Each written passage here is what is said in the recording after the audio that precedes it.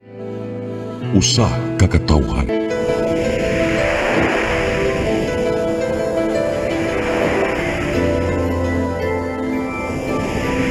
Cebu Catholic Television Network.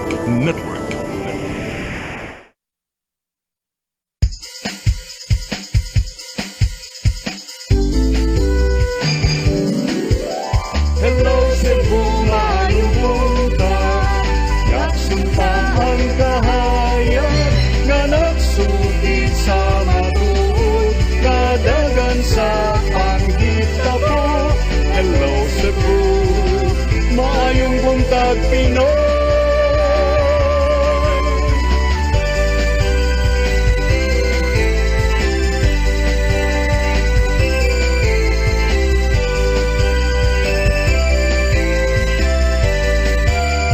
Ang katutulungan sa mga katawhan. Hello Cebu, hello Cebu, maayong buntag Pinoy, maayong buntag Pinoy, maayong buntag Pinoy. Hello Cebu, maayong buntag Pinoy. Adlaw karon nga Lunes, Nobyembre 7, tuig 2022. Sama sa naandan. Patag Lunes, among ipakita kaninyo kini mga front pages sa mga pamantalaan lokal ug nasyonal ug kutrusab kami pipila ka mga balita sa maong mga pamantalaan. Mag-isgot-isgot kami sa mga butang nga may labot ang lungsod. Among basahon ninyong text messages ngay parangat ng ating tulungan noon. Ang weather report, musunod karong taod-taod. Ako si Manny Del Santos Rabacalog, sa Randan. Kawan natong atong partner matag buntag, Konsihal Maluwano Inocando Tabar. Cons, may buntag. Maayong buntag, may buntag sa viewers sa Hello Cebu, maayong buntag Pinoy. Atong sugdan natong programa pinaagi sa pagpadangat sa ato ang front pages sa mga pamantalaang lokal ug nasyonal. Apan sa dili pa, ato isang dawaton atong latest weather update. Dikas pag-asa maktan, Sir Jomar Clarino. Good morning. Yes, good morning sa tanan ug sa atong tanan tigpaminaw kini atong latest weather update karong adlaw. Ang shoreline na nakaapekto sa northern Luzon samtang kining intertropical convergence zone o padagtagpo ng duha ka hangin gikan sa northern ug southern hemisphere nakaapekto sa southern Mindanao. Ang weather conditions sa Central Visayas, lakip na ang probinsya sa Cebu ug diri sa may kasat pambahin sa Visayas, makasinati generally for weather, gawas ini na mga patak-patak na mga pag-uwan ug kini mga localized na mga pagpangilat pagpanugdog. Samtang Eastern Visayas, makasinati silang katag-katag na mga pag-uwan o kini mga thunderstorms. Pagdala kini usahay kusog na mga pag-ulan na posible ang mga flash floods or landslides, ilabi na sa mga vulnerable areas. Padayon ta mag-monitor sa atang mga gi-issue na thunderstorm or rainfall advisories, kasama na ang color-coded na heavy rainfall warnings.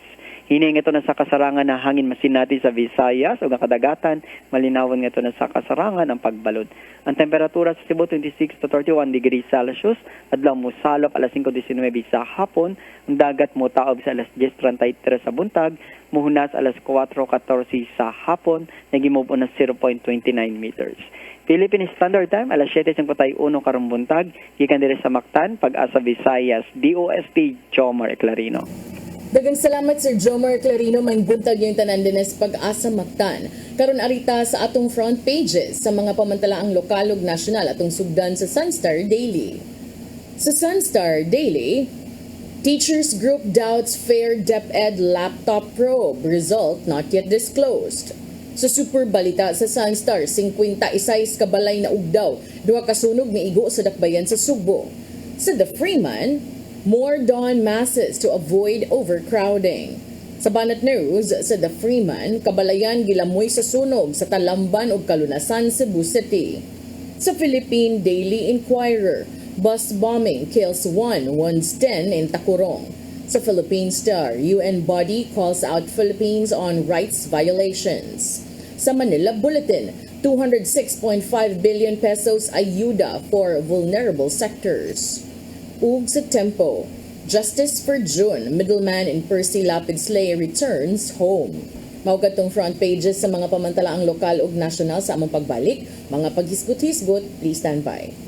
Hello Cebu, hello Cebu, maayong buntag Pinoy, maayong buntag Pinoy.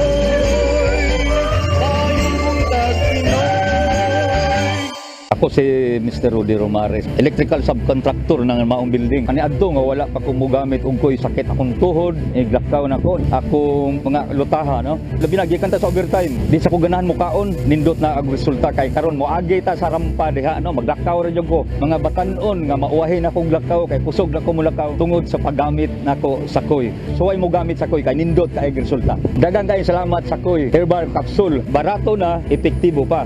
Koy Herbal Capsule. Discover the beauty of the Philippines.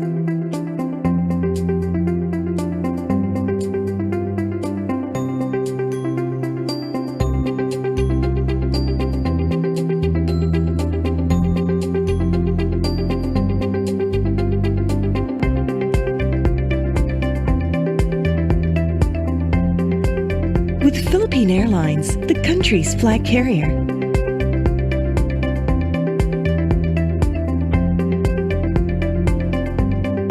The airline that lets you feel the warmth of the nation.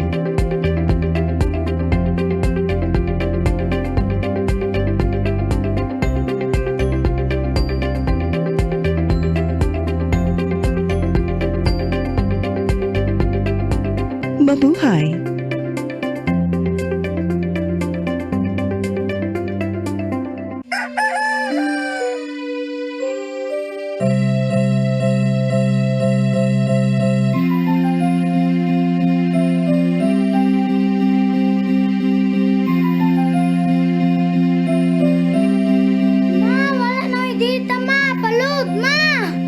Sorry ma'am, na-late ko. Nangita pa mong gusto para internet sa kong anak ma'am. Ay, wala na yung problema. Mag-CEBU! CEBU, CEBU. For your internet connection, And for the signal of your cable TV. so fast and straight, the transmission to your phone. CEBU! CEBU, CEBU. Offers you to have fiber optics. For your viewing experience, perfect and clear, so fast. So great and affordable for you to enjoy. CEBU Television Network Incorporated offers fiber to the home broadband internet bundled with fiber to the home cable TV connection. CEBU Television Network Incorporated with its operation in Metro Cebu and the whole province of Cebu soon. And affordable for you to enjoy. CEBU! Hello Cebu, hello Cebu, maayong buntag Pinoy, maayong buntag Pinoy, maayong buntag Pinoy. Maraming salamat sa buo, maing Buntag Pinoy Cons. Ato rin sugdan kini ato pag-iskut-iskut. Unya panta nila ko iskutan, pero mas maining di apaka. Ato sugdan pag-iskut kining ingon nga mastermind sa pagpatay kang broadcaster Percival Mabasa o Percy Lapid. Kay isma pa, murag karong adlaw o di ba ugma labing dugay i-file as a matter of fact ilang isulti tingalig na itong Biyernes pero wa ang nakadungog na itong Biyernes, Sabado, Domingo apan karon tingaling adlaw o ugma ilan nang i-file ang kaso batok sa mga suspitsado sa pagpatay kang Percy Lapid o naturally ilan na yun inganlan.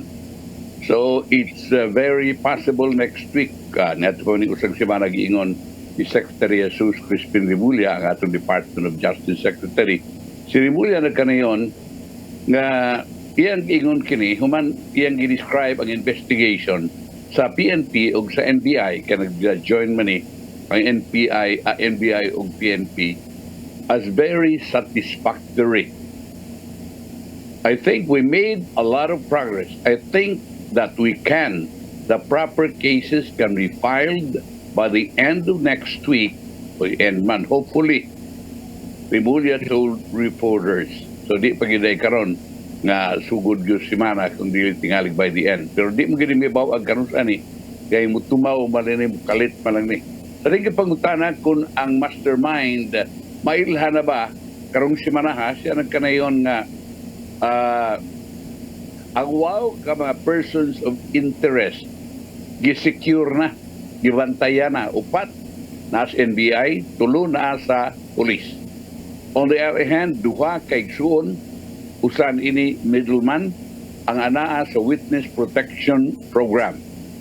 Ang Rimulya sa unian na nagkaningon ng kamatayon ni middleman Cristito Villamor Palania con June Globa Villamor o Crisanto Palania Villamor namatay sud sa New Bilibid Prison. Ang nikumpisal nga mga nagpusil patay kang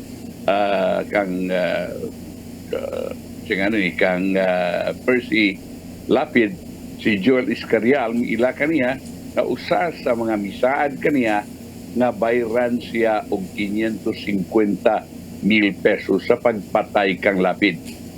Ang Department of Justice Chief sa sayo niya na nagkaniyon nga kamatayon ni Villamor pahimo kining lain nga murder related to the Lapid case. That means there are going to be two cases that will be filed. The murder is the murder of Percy Lapid, and the other is the killing of Villamor. Muna nga kini ang possible killing of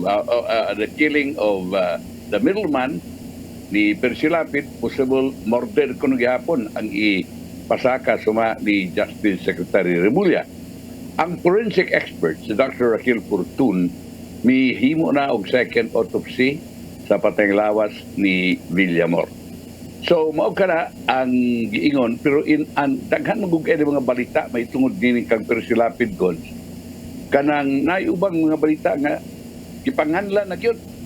Pero murag kuya magugay kay they are not ang uban niini di na to maingon nga sila gyud may official source ba nga kinahanglan nga atong isulti kung kinsa, pero nahibaw naman tingaling mga tao kung kinsa ning ilang buot pasakaan. Pero ang akong kining buot hibawaan ini kung kinsa man ning uban kay diingon man ang mga tinugyanan sa balaod nga nag-imbestigar nining kaso na masterminds sa ato pa duha or labaw sa usa. Could be duha, labing minus, tulo, upat, lima. Kay masterminds man kon, di ba? Yeah, so definitely more than one. Kay plural man. Mauna.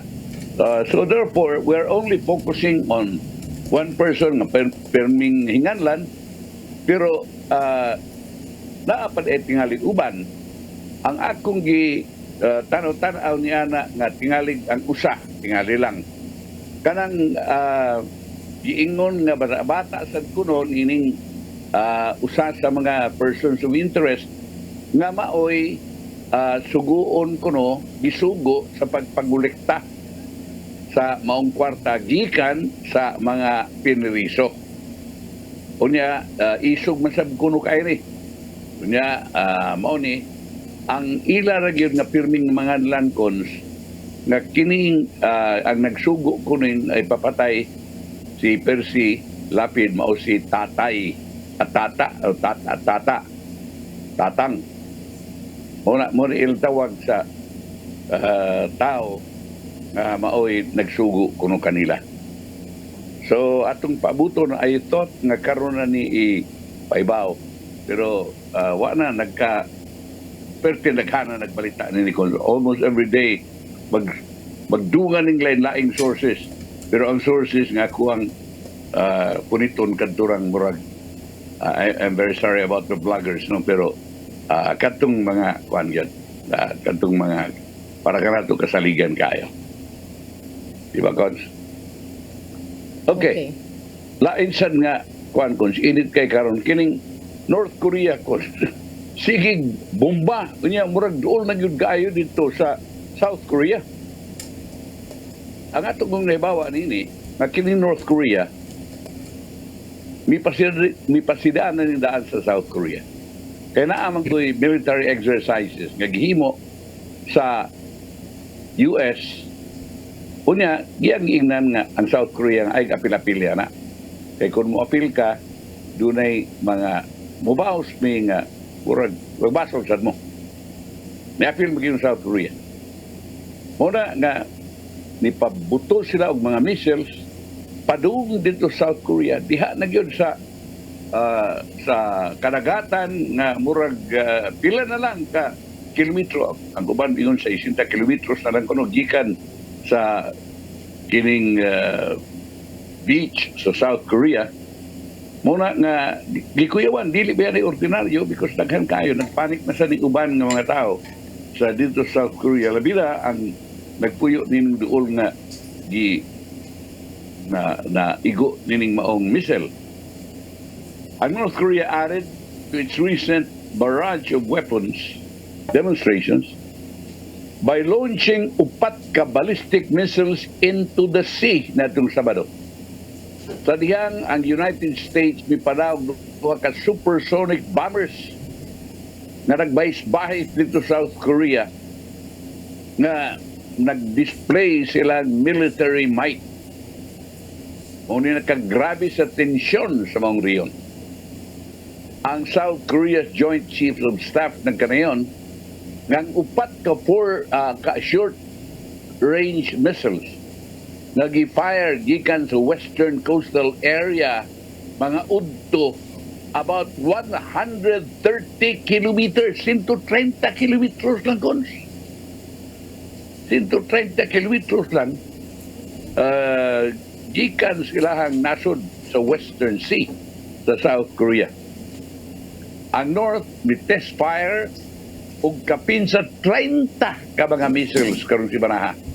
Apil sa intercontinental ballistic missile datong Huwebes nga mo'y nakaingon nga namakwit ang mga tao dito sa Northern Japan kay dili naman ang South Korea kundi apil sa dito sa Northern Japan.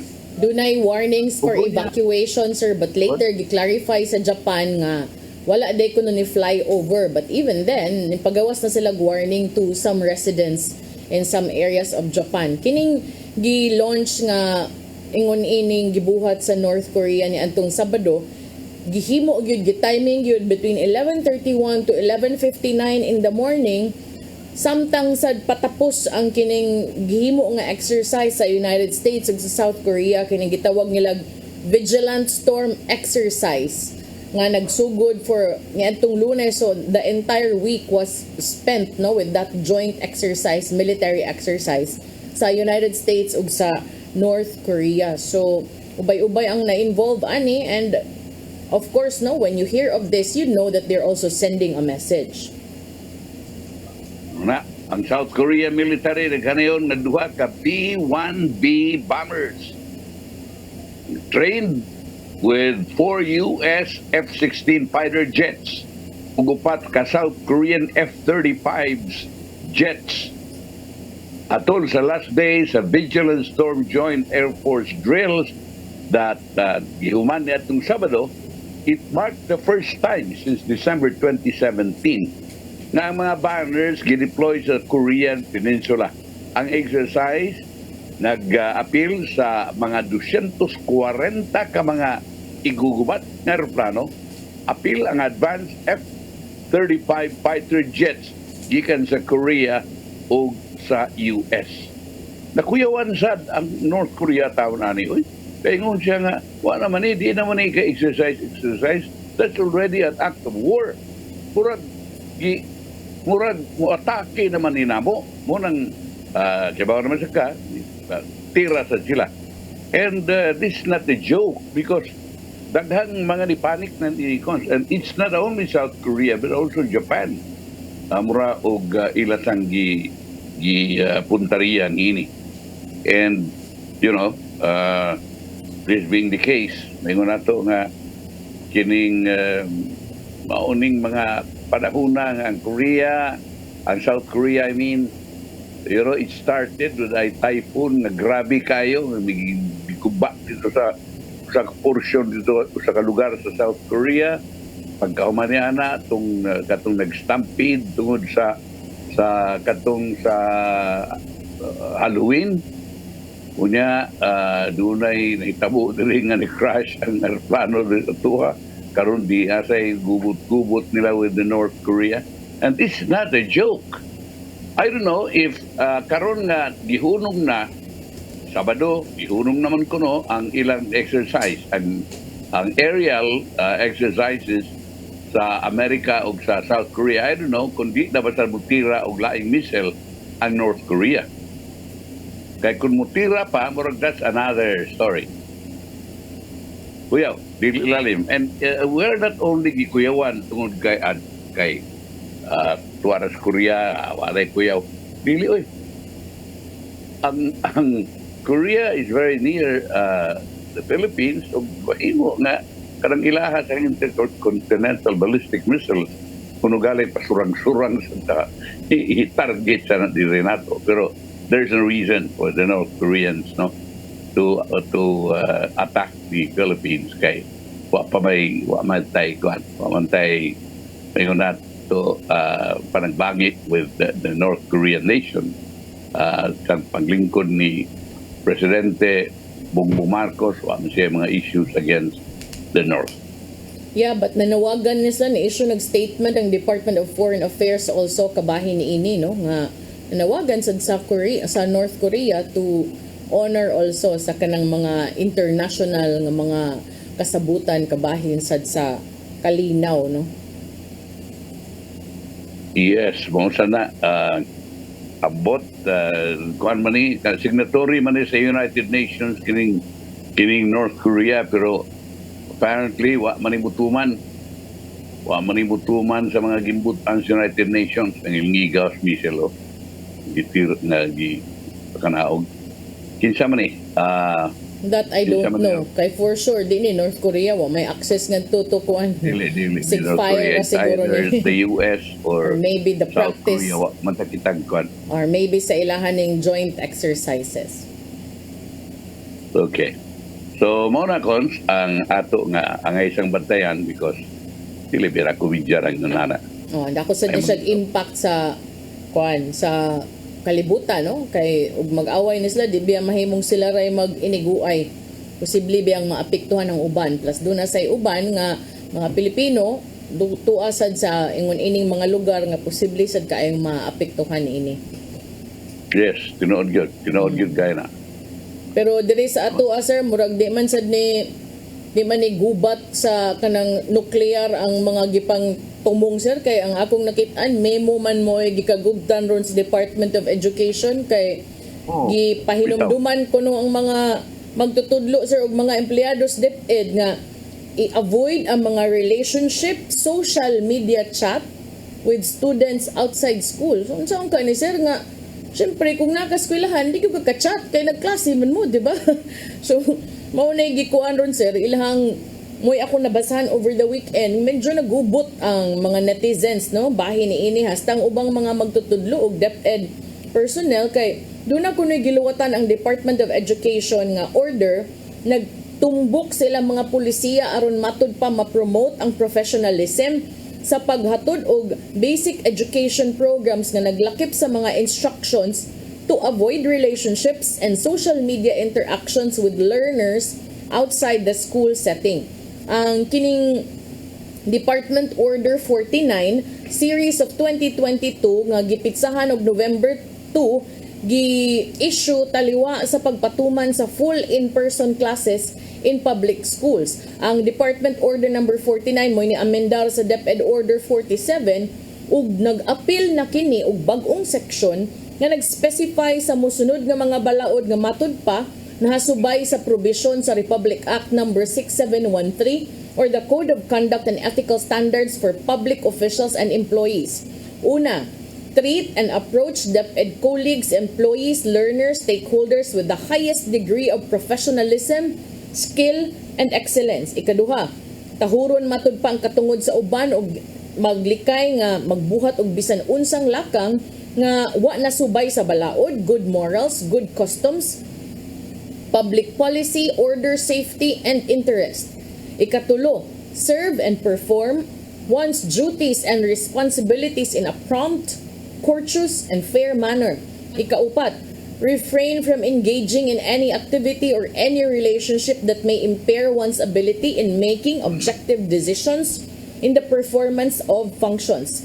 Ikalima, avoid relationships, interactions, and communication, including following social media with learners outside of the school setting except if they are relatives. Ug ikaunom, desist from any act that may compromise one's integrity as a government employee and may compromise the honor of DepEd. Ang DepEd Order 47 kaniadto nag-specify sab sa mga pulisiya batok anang pagpangayog endorsement, contributions, political accommodations, and any favorable actions from politicians to facilitate the implementation of the department's programs and projects was further revised to include the following. Kani matud pa nga likayan ang pagpangayo or pagkuhag suporta or endorsement from any third party in the hiring, transfer, promotion, removal, or any other personal movement. Raise issues and concerns regarding basic education through formal and appropriate DepEd channels, either directly to the office of the secretary or through the concerned assistant secretary or undersecretary without resorting to any political or third-party intervention or accommodation. Gipahinumduman sad matud pa ang mga empleyados DepEd sir sa legal restrictions in the use of social media, whether for personal use or for professional functions. Gimanduan sultihan sad ang mga empleyado nga magmatngon sa pag-share sa mga post o content and directed not to participate in the spreading of rumors and false information. Ang mga empleyado matud pa shall not unduly post online attacks against their colleagues. They must utilize legal and human resource mediation procedures. They are told also that DepEd that they must always be mindful of the reputation and honor of the organization. DepEd employees are reminded to use the institution's email addresses for work-related subscriptions and applications. Ug unya, ang mga email accounts kuno dapat dili gamiton for any personal social media account, profile, or activity. So murag daghag maapektuhan na ni sir mga maestra mo'y matarget sa appeal no hastang mga empleyados DepEd katong mga TikTokers na to din ha, katong mga unconventional ways of teaching students maapektuhan. And I don't know no uban ra ba mga estudyante easier for them to communicate with teachers through Facebook and Messenger kay dunay mga free data access ba. So while I understand the thought, I am also wondering nganong naabot sa ingon ani nga punto nga naay gipagawas nga memo nga ingon ani ngano sa kaha. Nya na specific gyud nga kanang emphasis on political kanaging mga pagpatabang og mga politiko. Bitaw, mao na ang mga teachers, especially the activist teachers, murag gusto nga ang DepEd mo klaro kung unsa ni pasabot nila nilang ilang memorandum, kung unsaon yun ang ilang plano pagpatuman nining pag-order to depoliticalize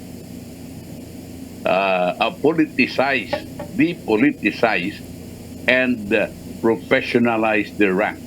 Kaya suma nila tingali hinoon o ang atuang tawhanong katungod mayatakan hinoon ini.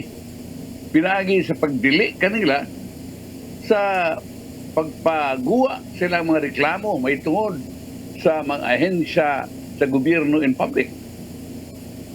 Ang chair sa Teachers Dignity Coalition, si Benjo Basas, na kanayon, ngayong grupo na hadlok ang DepEd Order number 49 nga naninguha nga himo ng departamento and its personnel free from any partisan activities could infringe on the educators' constitutional right to organization and free speech.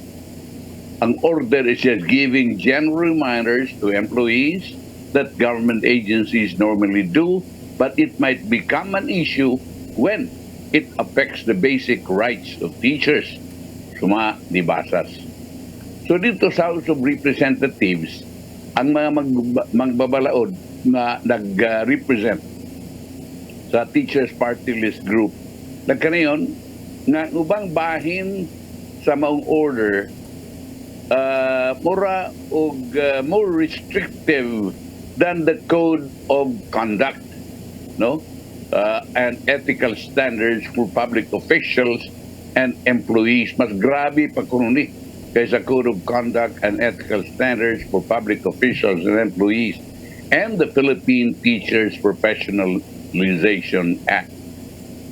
Ang bahin sa Department order expands and even exceed boundaries of definitions under existing law to prevent teacher from exercising their constitutional rights. Suma ni ACT Teachers Representative Franz Castro sa Sinicavalon. But para ka nato, tinuod, naa na may mga existing unta nga mga gimbutan gons aron to govern sa mga pamaagi nga ngay sundon sa mga magtulo ug sa mga estudyante. Kini murag gihugtan gyud pagayo. Gihugtan unya gi-specify gyud sir. So kaning moingon ka sir nga giamindaran unya giklaro gyud nga ang mga DepEd employees, meaning mga teachers ug ang ubang mga empleyado nga gisildoan sa DepEd, gidid-an nga mangayo og endorsement, mangayo favorable action man so mga tabang sa mga politiko, government personnel ug similar entities outside the department. Unya unsaon na nimong mga maestra, principal, mga paraygon kay sa mga kapitan nga kanang ban paper, uban pang mga gamit, hatod sa eskwelahan, mga ngana sir ba? Di ba naman malikayan? Especially because ang barangays murag attached gani diha nga naapod na yung mga elementary school, high school. Usahay di mo malikayan kay ang uban demanding kaayo. Pwera lang sa mga nagtinarong ba? So unsa may tabuan eh? And who will implement? And what will be the sanction if ever na ay makaingon gyud tang maka-violate? And ug maingon sa kag dili mo communicate sa mga estudyante, di ba noon mahuog na hinuon og ang mga maestro ani murag pwede na hinuon ma-blackmail baka ha sa ubang mga daotag tinguha in case nga mo reply baron sila or if di sad sila mo reply maingon sad nga wa nagpakabana akong teacher kay wa gitubag akong pangutana, di ba? Sao man na? I don't know. Kang Vice President Sara Duterte baka gyud ni no nga mo Secretary of Education. Well, I think yes kay siya ba yung secretary, no? I don't think i-issue po ni Guay go signal niya, di ba? You know what, Cons? Baguhay lang yun. Kagahapon naminaw ko usas ang mga speeches, mga former speeches imbitar siya ni Pau Chief Persida Acosta. Murag gathering to sa taga-Pau. Unya, iyang gidaig primero si Persida Acosta, pero usara ko nung siya kaadlaw dito sa Pau. Unya, pag-apply na dito, gidawat siya, pero usara siya kaadlaw, tungod kay abot kinsay ni tawag niya, nga ingon ayaw diha adto dito Supreme Court adto dito sa imong in-law ato pa yang in-law kato na tingali si Carpio po katong Carpio nga Associate Justice mo iya tingali itong in-law no adto dito apply so bunang usari siya kaadlaw dito sa Pau apply siya dito Supreme Court nadawat siya dito Supreme Court so unsa man na digli day na kuan digli day na kadang gidigli niya nga ayaw og pa-endorse og politiko kay atong panahon na ako masabot presidente man ang amahan unya pagkahuman ato pagtawag sa kuno siya di na siya amahan pauli to sa Davao kay atiman na itong mong inahan basta ingon na ba so akong nasabot na there was a time na siya endorse po itong politiko. It may be his father, but whether you like it or not, that's a political endorsement. Kinsa mo gay tao nga karon panahon na, muingon man ang mga tao kung suwa, tay kailaw, yun. Bisa unsa pa imuhang kalaki. Besan pag subak cum laude ka, basta wa kay kuan, murag maparihara kas uban. Pero doon na gani kay kuan, doon na kay endorsement, sabi nang dako-dako granggo. Murag taas-taas ang imong kahigayunan nga madawat. Mo man ay huna-huna gyud mga tao kon. Muna nga mangayo gyud sila political endorsement. Ug dili man gani mismo ang gusto mo apply ang ginikanan. Mo mga political endorsement. And Kung saan ko na daw tandihin niya na. Ang ano man, parang ipasud. Pila man ko nung kabok, may pahimo ako ng survey niya. Dias depend. Karang mga dagko niya. Pila may kabok, nasud niya nga, ila-ila ra, why political endorsement. Why kuan, reference nga dunay ranggo. Kanumdum lang kung kuan cons at atong higala nga si Ombudsman kuan Santiago. Director Santiago nga wa na promote Director Santiago. bisag very kuan. Siya Ombudsman. Bisag very capable unta to no nga mahimong deputy. Ya, wa man siya kuan, wa man siya kanang backer, ya, di ba siya gustong dunay backer. Yes. Manuwa na lang siya ma-apply. Kay numdum ko ana kay kanang doon na gyud to yung mga ni offer o niya iyang anak si Karen ni hilak kay dili ko no inana iyang pagkaila sa iyang inahan. I remember that when I went to school na under ko aning Director Santiago and she told us that story. So nakaingon ko nga the deputy ombudsman we never had, but even to this day she is still very much active in promoting the cause that she had long been fighting for. Tarong kayo, sayang kayo nga nang wa ma-ombudsman. Og mo na, tungod lang kay wa kay endorsement. Backer, paet.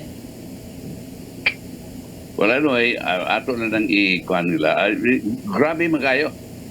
Sobra naman kayo. Reklamo na galing ko bang mga kongresista yun na. Gilngiga na gud na. Mura ko no kuan sir, mura ko no give gikuag freedom of speech. Ang ilang kahigayunan sa palanog sa ilang mga reklamo dili na kuno. Di na pagsilbi nini mao nga ilang pamahayag. Kunya mas restrictive pa kuno ni, mas stricto pa ni sa Code of Conduct and Ethical Standards for Public Officials and Employees o sa Philippine Teachers Professionalization Act ang gilngiga. Muro gini mahimo ato diha sa kwan sa tarong niya ng atuang DepEd na idaghan kayo ay siya diha kuwang kay mga classroom pait kay pagabutang ng mga bata wag itam kaon ang una niya na kana yung atuang yung ini I mean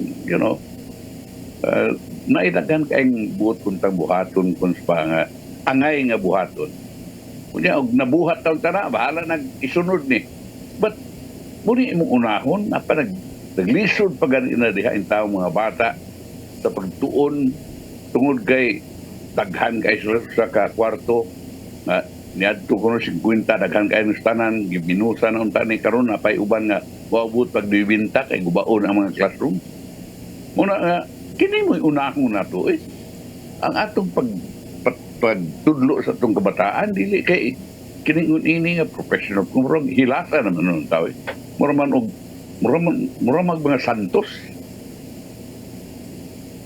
murag sahay makaingon ta nga murag hambog naman sa inyo anyway kaya kung bitaw ko sabi kang Secretary Vice President yun or naay ubansan nga misulsul niya nga imuon but whether you like it or not it will be credited to her being the top person of the Fed. Cons, unsa man? Yes, namilit ko kay doon ako importante sad nga alas 9 so apiki naman if 9 sad ko modungan so biyaan sa tikasa for the remaining 30 minutes niya magkita lang tagbalik ugma. Syempre human sa pipila ka pa inomdom, please stand by. Hello Cebu. Hello Cebu. Maayong buntag Pinoy. Maayong buntag Pinoy.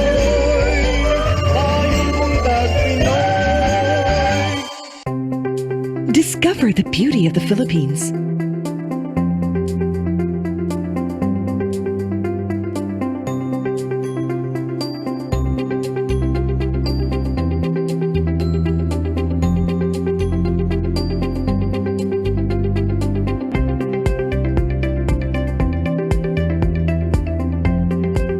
With Philippine Airlines, the country's flag carrier.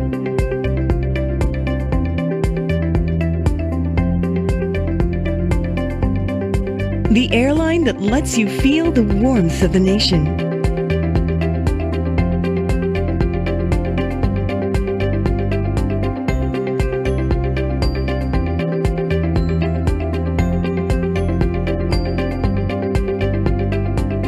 buhay.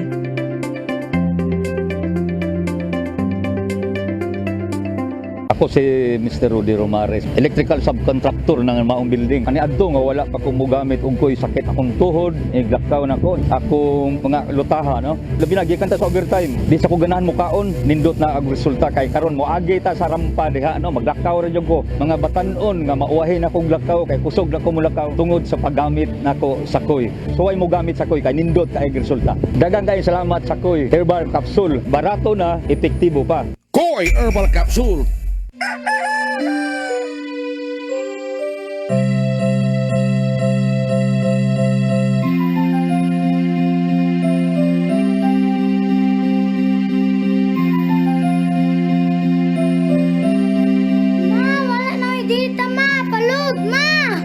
Sorry ma'am, na-late ko. Nangita pa mong gugo para internet sa kong anak ma'am. Ay, wala na problema. Pag sinisibu. Sinisibu, sinisibu, For your internet connection, and for the signal of your cable TV. so fast and straight the transmission to your home. Sinisibu. Sinisibu, sinisibu, Offers you to have fiber optics. for your viewing experience, perfect and clear, so fine. So great and affordable for you to enjoy. Sinisibu. CEBU Television Network Incorporated offers fiber to the home broadband internet bundled with fiber to the home cable TV connection. CEBU Television Network Incorporated with its operation in Metro Cebu and the whole province of Cebu soon. And affordable for you to enjoy. Sinisibu. Di siya kumutuog na Ginoo. Ato na pud Ginoo. Pero magulo ng bata da. Nangita lagi ni gatas. Ang mga tao wala mo duol kaniya. Kasabot ka akong ipakuha.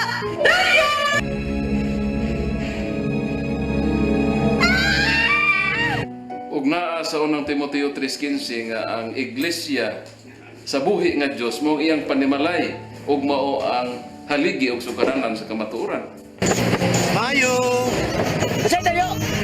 May hatag lang unta kong gatas para sa inyong anak. Basin kadahong ka nga ikaw ang gwapa sa tibok kalibutan. Unsay reparation, Monsignor? Buhi kag laing bata aron mabayran ang imuhang nahimo nga dako nga kasalanan.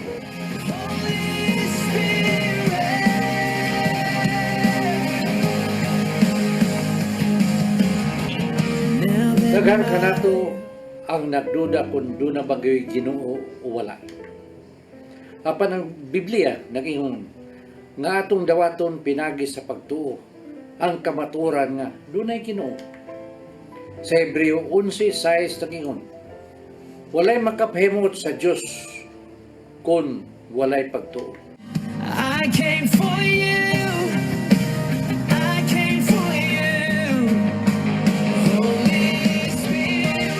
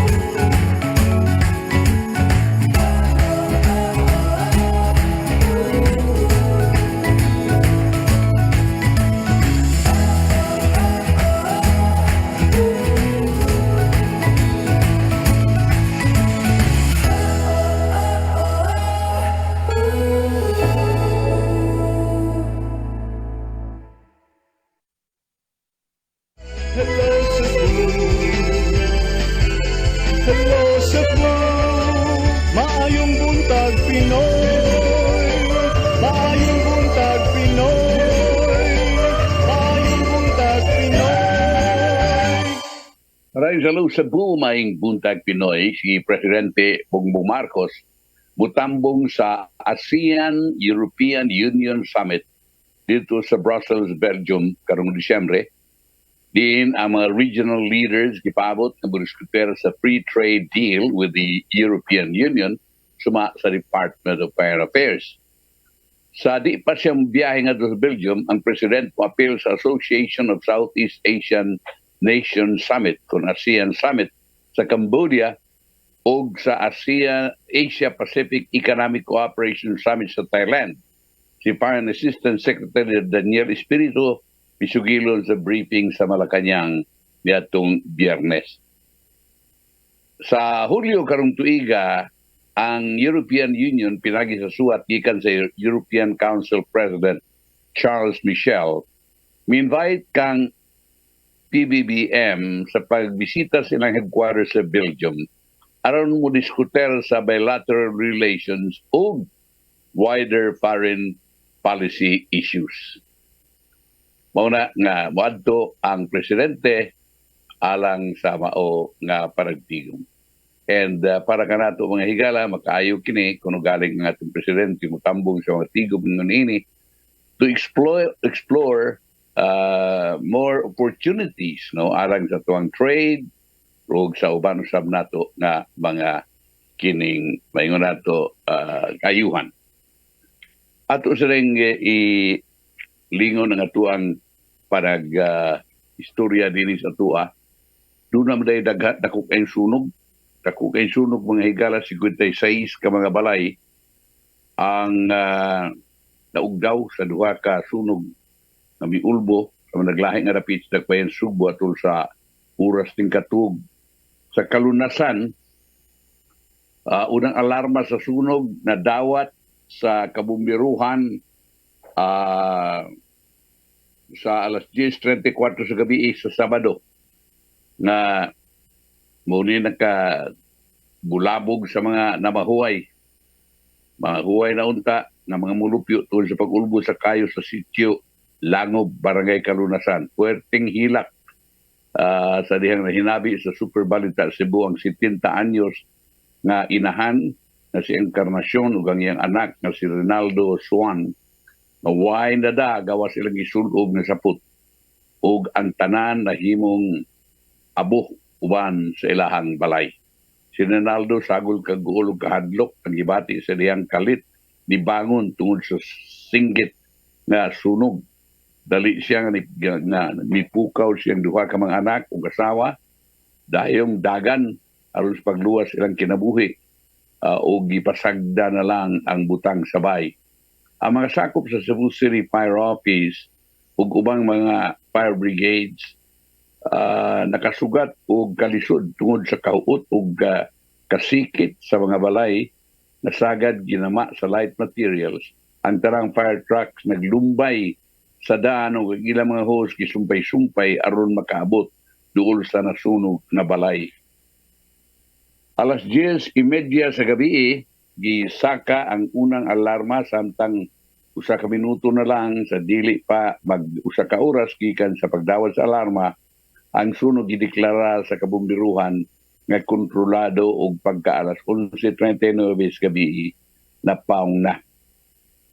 Sa pagsusi ni SFO1 Riza Hulbe, duty fire investigator, usa ka Eufemia Jacinto Escototo o masailan nga angga nga Arsenia ang nakaangkon og first degree burn na tapaso in town siyang wa nga bukton. Matod ni Hulbe sa panimay ni Arsenia nagsugo ng sunog ug mikatap sa laing 14 ka mga kabalayan atol ning pagsibya ang mga bumbero nagsusi pa sa inungdan sa pag-ulbos kayo. Ang kinatibukan nga danyo sa sunog matod ni Hulbe niabot og 1.9 milyones ka pesos. Ang tanan na apektado sa sunog temporaryo nga gipahiluna sa tunghaan sa elementarya sa Opera sa Kalunasan. Si Kalunasan Barangay Kapitan Nonilon Monares ni Buntag ilang gilauman nga daghan gayod ang ihap sa pamilya nga mawad anong parimahay rason nga sa ilang himuon nga emergency meetings konseho aron mo deklarar kini og state of calamity aron ihapak ang budget nga gikinahanglan sa mga nasulugan. Si City Social Welfare and Services Head Esther Concha nga niresponde usab aron matiman ang mga nasulugan mitataw nga ang ilang labing unang tabang mao ang pagkaon gikan sa pamahaw, paniudtog, panihapon gikan sa Domingo, Nobyembre 6 hangtod sa 3 ngadto sa 5 ka adlaw nga supply. Ikalawang sunog sa Domingo kagahapon alas 2:45 alas 2:47 kadlawon. Kaganin ng kadlawon. Kagahapon sa Domingo kadlawon. Laing sunog ang gitubag sa mga sakop sa bomberos na Sipit Road sa Barangay Talamban. Dili muminos punom ka mga bahay ang gilamoy sa sunog. Sa alas 2:55 kadlawon gisakas unang alarma ang sunog na nagsugod sa panimay sa ka Francisco Johnson suma sa mga bombero. Paglabay sa 15 minutos gideklarar na kontrolado na ang kayo ug sa alas 3:17 sa kadlawon ingpit na kining napaong. Si Hulbe nga mao gihapon ang imbestigar sa nitabong sunog sa Talamban, yang ibana-bana nga niabot og 840,000 ang danyo sa sunog. Dungan nga pagasusihon karon sa Cebu City Fire Office ang hinungdan sa duha ka mga sunog. Okay. O kana mga higala ang ato nga mga kasayuran nga nahipos may tungod sa sunog. Ari kita sa di man gid nato malikayan mga higala nga mabalik yun ta meaning kang persilapid nga pagkamatay tungod kay aghan mo kay mga balita nga mag-abot-abot, no? Ang ato nahibawan nga ang AMLAC, Anti-Money Laundering Council, mikonfirmar na adunay 550,000 sa account ni self-confessed gunman ni Percival Mabasa o Percy Lapid.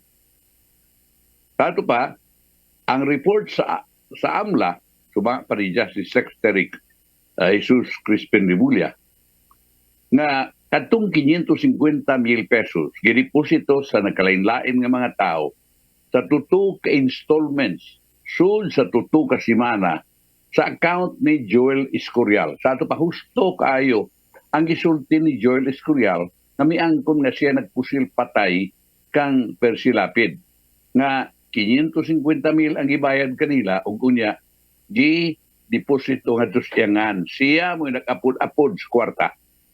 Ang AMLC, kung AMLAC na lang, may pahibaw silang report kagahapon o niadtong Biyernes na si Escorial misultis tinuod ang 550,000 nga deposit diha in a certain amount of days. Tadi ang i-interview na itong Sabado sa Rimulya. So, ang kwarta gideposito sa nakalain nga tranches with a span of more than 2 weeks within a 3-week period, no? It seems like that nga within a 20-day period ang kwarta kuno gideposito sa nakalain nga mga tao.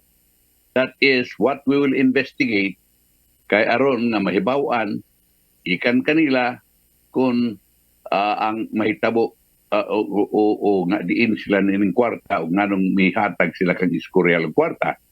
Siya nagkarayon nga ang National Bureau of Investigation, NBI, mo presentar og dugang detalye may tungkol sa kaso karong Lunes. Si Escorial misurrender ngadto sa mga tinugyanan sa balaod ug siya nagkanayon nga gibayran siya 550,000 pesos sa pagpatay kang Lapid. Si Escorial nagkanayon nga nakadawat sa instruction gikan kang Cristituto John Villamor ang giingon nga middleman nga namatay ra sa New Bilibid Prison. Pipila ka oras human siya misurrender ngadto sa mga tinugyanan sa balaod ug gipresentar ngadto sa publiko. Si Rimulya nagkanayon nga investigation, nagpadayon pa aron pag ila sa uban nga direktamente nalambigit nining pagpatay sa broadcaster dito barangay Talundos sa Las Piñas City ni atong Octubre 3. Nagtanaw sila nga sa posibleng pag-apil sa uban ng mga tao nining maong pagpatay. Their being co-accused is belated tungod kay ang investigation nagpadayon sa ni Rimulya. Siya nagkanayon, nagtuo siya nga nakakuha na sila og mga ebidensya nga igo na nga mubarog ngadto sa mga ukmanan. Dili kuno as perfect as you want it to be, it will hold in court, I believe. The standards of reasonable doubt can be met.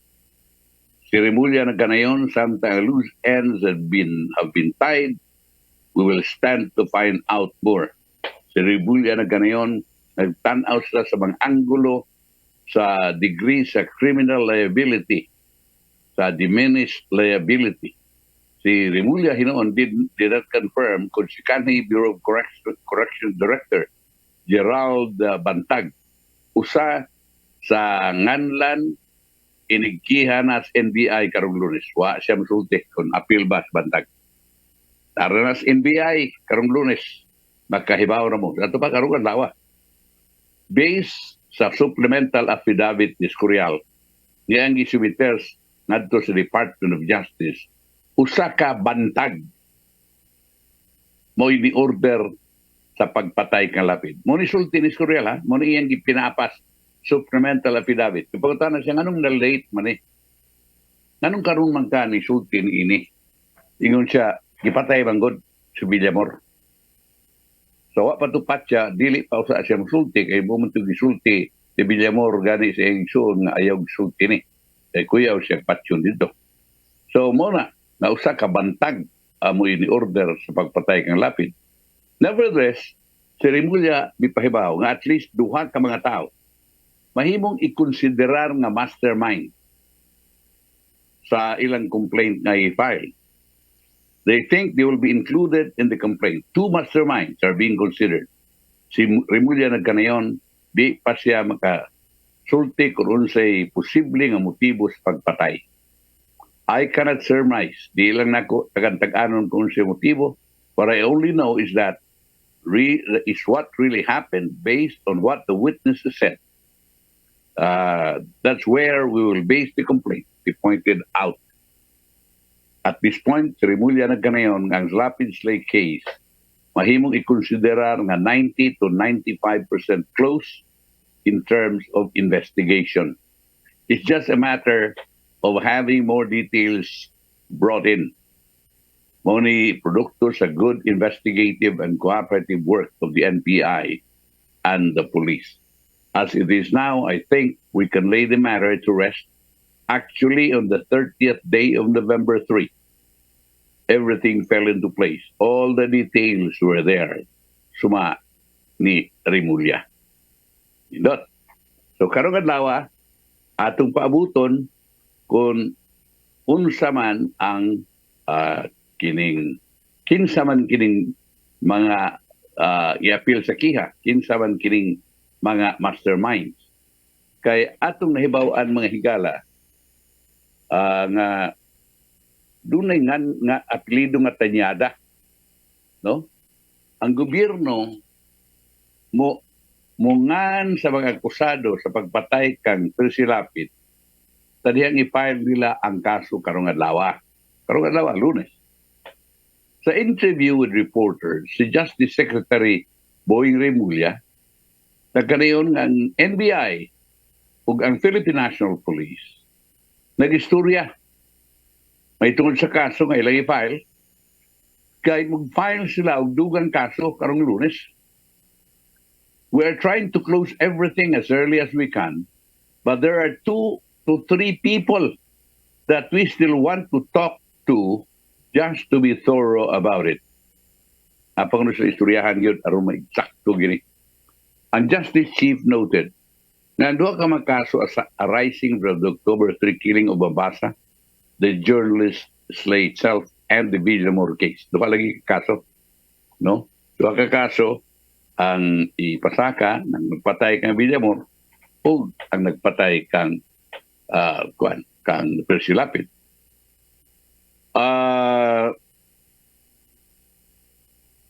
But it's more the Persilapid case that we're sorting out now. Let the NBI and the PNP name the people, dili person, name the people that they want to charge before the courts. My job is to make sure the process works. Niya. Tado pa, di kay usara. People, yang uban sa mingon masterminds. Tado pa, it's not only one. Last week, sinimulya nagkanayon, it was very possible that the mastermind behind the assassination of the broadcaster was already identified during the investigation of about 160 persons of interest, including suspended Bureau of Corrections Director General Buntag. But according to Mabasa's younger brother, si Roy, at least one more Bucor official, abot kang Buntag, mahimo na appeal sa pagpatay. Nakita na mo ang testimonya sa mga inmates and all of them point to a certain Bucor officials behind that crime. Si Roy Mabasa, also a journalist, said in an interview with ANC. He said nga mga pineriso gikan sa National Bureau of National Bilibid Prison nga karon na naa sa mga kamot sa NBI, may mention kang Buntag na ilang gitawag og tanda, no? Tanda o elder. Si Roy nagkanayon nga lain nga Bucor official mo ni direktamenteng nihatag og order ngadto sa mga piniriso. Apan wa niya nganli ang maong tao. Ang prisoners themselves also referred to tanda in a recent TV interview, Tanyada Tanda, alleging that he and other Bucor officials ordered them sa pagpangitag kwarta nga labing minus tunga sa milyon ka pesos alang sa usa ka pagpatay, hit job. Ang NBI, na ilahang mga kamot karon, ang 13 ka mga piniriso sa National Bilibid Prison na mga persons of interest. Ang Department of Justice na ganayon, nga ang mga piniriso nahadlok silahang kinabuhi o kining nangayo maunta bantayan kini sila. Sa bagong interview, usa sa mga piniriso na ganayon na nahadlok sila tungod kay among those who were involved were higher ups. The inquirer tried to reach Buntag for he had yet to respond as of this reporting. Wa siya mutubag.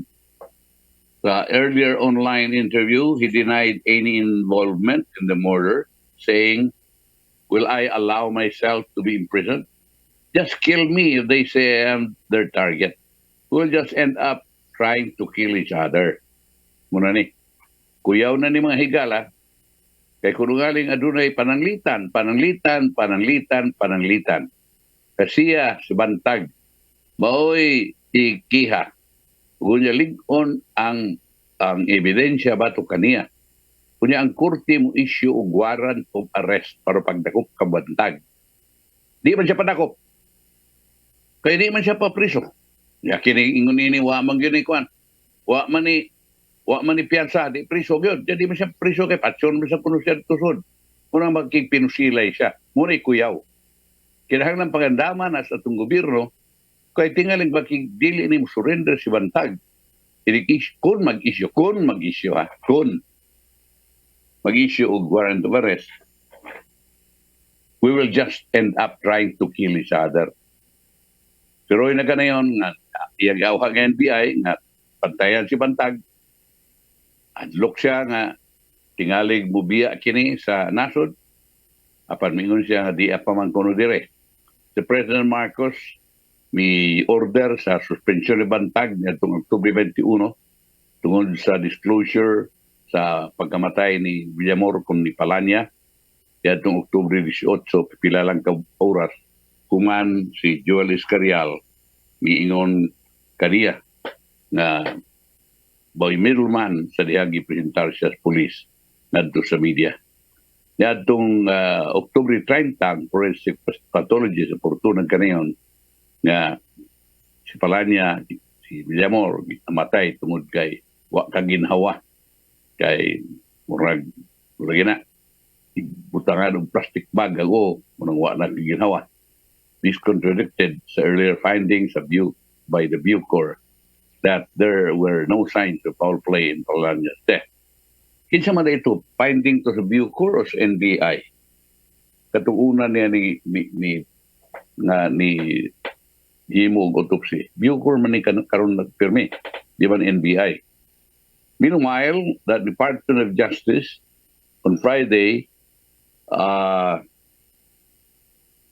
continued its preliminary investigation against Salvador Quimpo, mitambong in behalf of his client, si Christopher Bacoto, muli abogado Bacoto, the other middleman tagged by Escorial. Ang confessed gunman was also at the hearing. Apan wa na budugang siyang testimonya, si Quimpo na kanayon na si Bacoto na karon gidakpan tungod sa drug possession, trafficking, frustrated homicide, and murder. Dili ko pwedeng imposible nga ma-appeal sa pagpatay kang mga basa tungod kay diha siya sa high security detention facility na priso tungod na duha ka tuig. Nganong sao man nga mahimong accomplice? How can he recruit? The lawyer said, adding that Bacoto doesn't know the other suspect. Ako naman kaila, pero kaila magod. Sao man ingon man si Escorial nga parihar na sila lugar. Bacoto nga na-detain sa Bureau of Jail Management of Pinoy Headquarters Quezon City yataga hangtod sa Nobyembre 11 sa pagsubiter sa iyang formal reply to the Department of Justice. Wala tayo panahon at itong tapuson gili itong pagbarguban sa tulumanon pinagi sa pabaon ni Tatay Donald Michua, pulong o kinabuhi.